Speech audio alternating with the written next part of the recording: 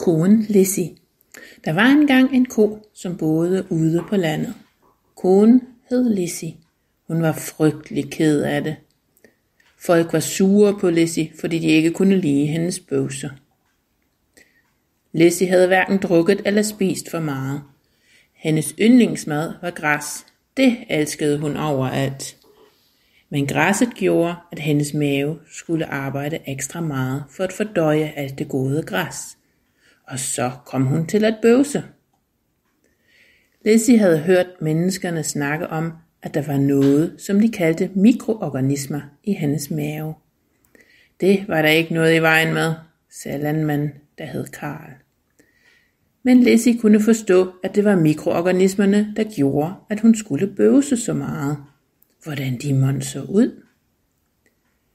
Karl sørgede altid for, at Lizzie og de andre køer fik masser af græs, så køerne kunne lave mælk. Nogle gange fik køerne frisk græs, og om vinteren fik de ensilage, som Karl havde gjort klar til dem. Ensilage var græs og andet godt fra markerne, som var blevet gjort mere holdbart, så Lizzie og de andre også kunne æde deres yndlingsmad om vinteren. For Karl var det en god ting, at køerne gerne ville æde så meget græs, fordi græs kunne gro på hans marker. Naturen var også glad for, at der voksede en masse græs på markerne. Alle de grønne planter i naturen var nemlig med til at rense luften, som dyr og mennesker havde brug for.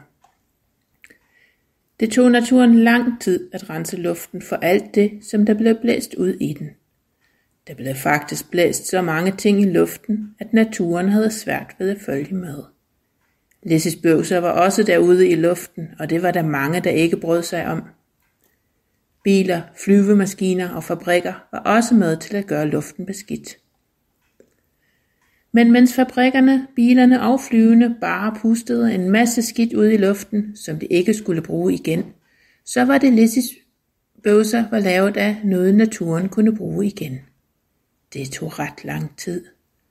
Men hver gang Lizzie og de andre køer åd græs og bøvsede, så bøvsede de kun så meget, at græsset over tid kunne bruge det igen. Lizzie og Karl ville gerne gøre noget for at hjælpe naturen. Karl havde hørt, at der blev forsket i forskellige måder og i foder, der kunne gøre, at Lizzie og de andre bøvsede mindre.